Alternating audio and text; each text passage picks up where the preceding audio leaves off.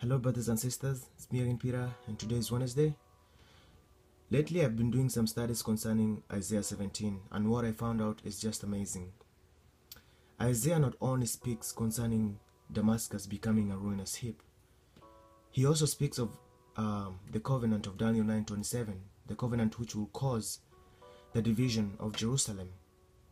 In Isaiah chapter 17 verse 3, he says, "The fortified city will disappear from Ephraim and the royal power from Damascus." The fortified city will disappear from Ephraim and the royal power from Damascus. This is where Ephraim was located. And that's the modern day West Bank, where the Palestinian wants it, and East Jerusalem as their capital.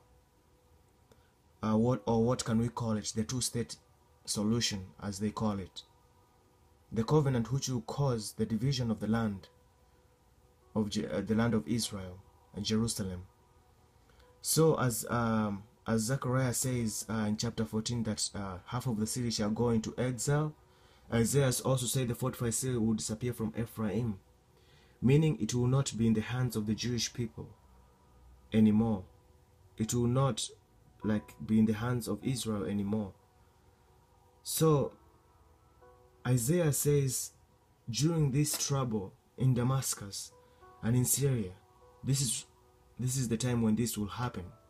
During this catastrophe that will be happening in Syria, at that time, that's when the same time this will be happening. The fortified city will disappear from Ephraim. And he continues in chapter 4, Isaiah 17 chapter 4, he says, "In that day the glory of Jacob or Israel will fade, and the fat of his body will waste away." Why will it fade? Why will the glory of Israel fade?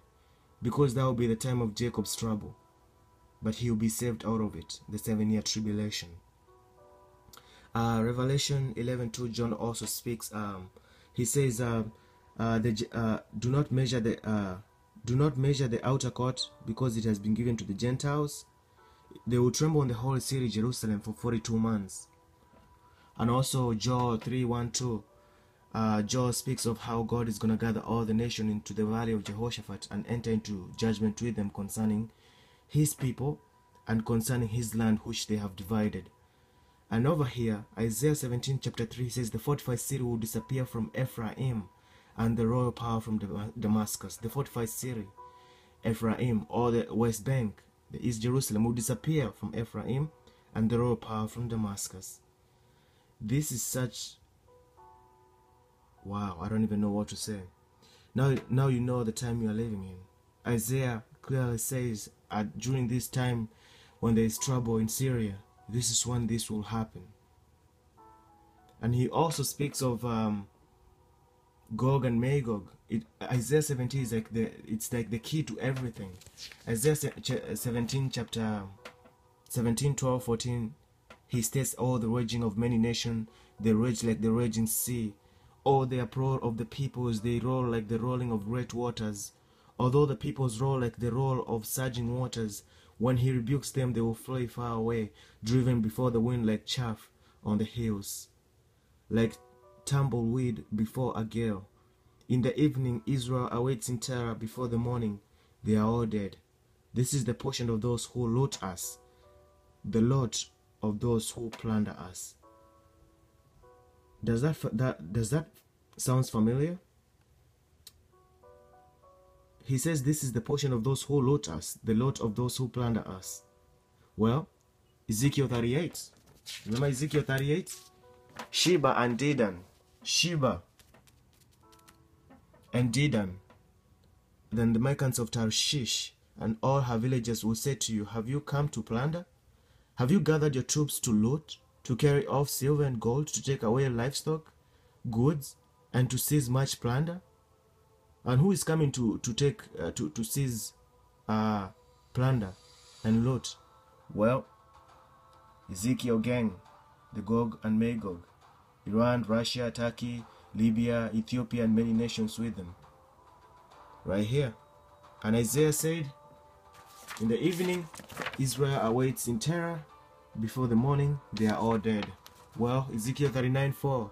"And on the mountain of Israel, You will fall, you and all your troops and the nations with you, I will give you as food to all kinds of carrion birds and to the wild animals.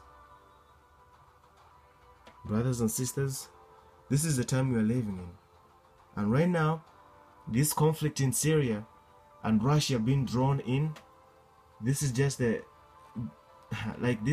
beginning of Gog and Magog. But also, all this is all tied up together. When you hear trouble in Syria, know that at that time, that's when the covenant of Daniel 9:27 will happen. And also, we will end up with what? The war of Gog and Magog. Brothers and sisters, this is just an amazing discovery. And I really know, like, I just thank the Lord so much, you know, for showing me these things. And if you didn't know, now you know.